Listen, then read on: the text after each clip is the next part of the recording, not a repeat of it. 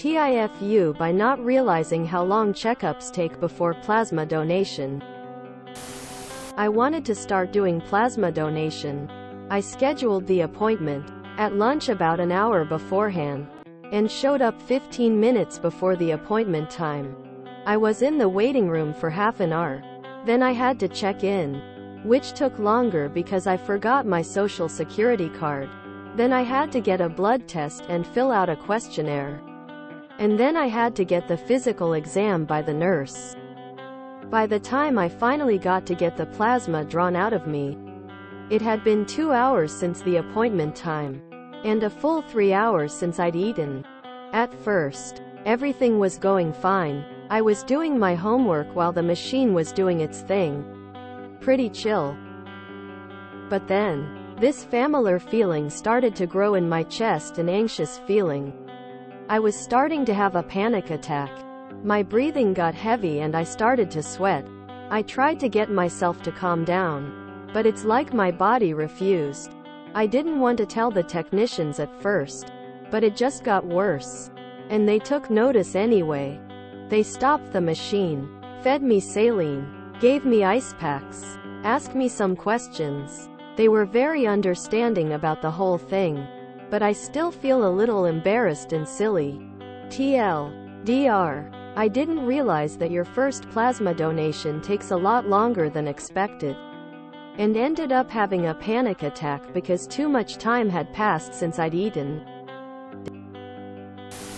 I donated plasma back in college. 4 hours since eating was fine. You just had a panic attack or you had a reaction to the clotting agent added to your blood. If it happened during a return period, blood going back into you, then it was probably the latter.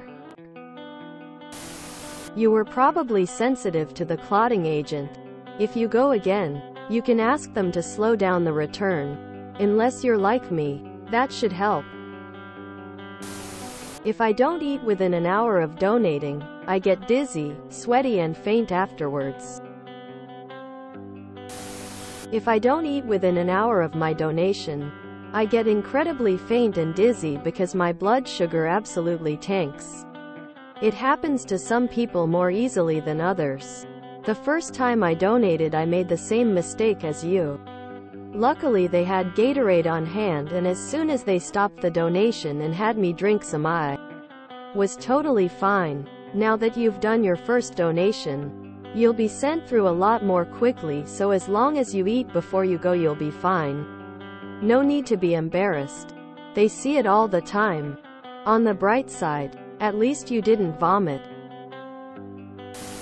I got $600 for donating plasma back in July 2020 because I was COVID positive and my plasma could be used for vaccine purposes. It was great. To everyone who has donated plasma or blood, thank you. From someone who's received dozens of bags of blood and plasma. The first time I donated plasma, I was almost done when I suddenly got dizzy, sweaty, and nauseous. The staff were super great though, and I felt better pretty quickly.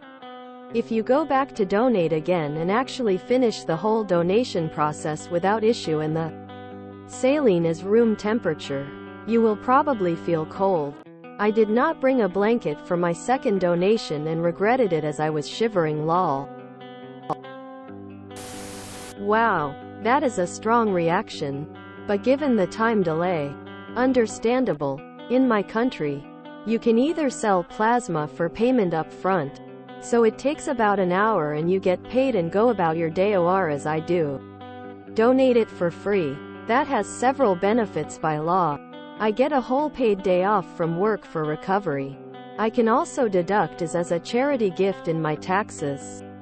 I get a voucher for pharmacy and buffet, and I get a breakfast, a drink for the time I'm hooked up to the machine, and a snack and coffee afterwards. Also, many local businesses give benefits to payless donors. But I think the day off is the best one. What's more, donating blood or plasma, you are a valuable asset to the state and the hospital, and the staff working the donor center here is just awesome. They are the only hospital doctor-signed nurses that only dead with healthy patients, and it really shows in their attitudes. Keep the blood flowing. Same exact thing happened to me in college. Wound up getting sent home 15 minutes into the donation for almost fainting. That happened to me. So sweaty, so cold. I am also afraid of needles and blood. I have a little plasma donation story as well, but it's a little long. Sorry. In high school, I was this scrawny nerd and my arms were thin. This will be important later. Back then, the Red Cross came to the school once a year for plasma donation. This was in Canada and was before the tainted blood scandal. So Red Cross was still in the plasma game. The crew usually stayed for a whole day and we were allowed to go anytime we want. Even during class hours. Out of the goodness of our hearts. And the obvious free pass to skip class. A bunch of us went to the lunch hall and willingly contributed to the plasma pool. One of my friends went first. He was an active guy, and even though it was his first time donating, he was pretty chilled. It was not my first rodeo. Needle went in and out of my arm so many times that I lost count. So I was not nervous at all when it was my turn, and I remembered that I was glad that my nurse was this older lady. My aunt was a nurse and my experience with older nurses were always positive. I was under this impression that the older the nurses are, the wiser and more skilled they should be. I was young. I was naive. But most of all, I was dead wrong. The lady nurse was this sweet-looking lady. If she handed me a cookie on the street, I would gobble it without any hesitation. She tied up my upper left arm with a rubber tube, put on her glasses and went to work. She searched for my vein, slapping my arm here and there. But that little bastard just would not show up. She was like a hawk, hovering over my exposed arm and eyeing for the evasive vein.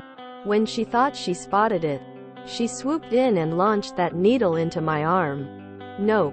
She missed. She pulled out the needle and tried again. Hovering, slapping, hovering, and more slapping. She was determined to get this tiny needle into that elusive vein and was not deterred at all by my questioning glaze. Jabbed, missed. Jabbed again, and missed once more. She was determined and quickly changed tactics. Instead of being the graceful hawk, she turned into this angry rhino. She slapped my arm for the final time and, just like the horn on a rhino's head, rushed into my arm needle first without an ounce of hesitation. And much alike an enraged rhino, she sweeped and flinged the needle right and left, back and forth in my arm, hoping to catch this slippery vein off guard. Fuck. I was in pain. I was shaking. Sweat dripped off my forehead and tears were rolling out my eyes. But the lady nurse was a professional. She was focused and the world around her was inconsequential. It was her needle and my vein. My scream was the only thing that brought her back to our realm. She looked up, nervously pulled out the needle and offered me a tissue. Sorry, sweetie. I couldn't find your vein in your left arm. Maybe I'll try your right arm instead? Quote, fuck no. I screamed. But only on the inside. Maybe I will try again next time, I said as I untied the tube from my arm and dashed away. My left arm was numb, yet tingling. I could not lift my arm up without having a weird sensation traveling from the wound to my spine. I dragged my feet to the resting area and saw my active guy friend lying down, looking pale. It turned out that he wanted to finish the donation as quickly as he could. So he pumped his arm, trying to force the blood out at a faster rate. He almost fainted. It was not until I finished university when I would donated plasma again. That is how I feel at the sight of blood IRL. If you enjoyed this video, please check out our playlists full of similar content. Epic Haircast is like doom scrolling for your ears. Please like, share, and subscribe.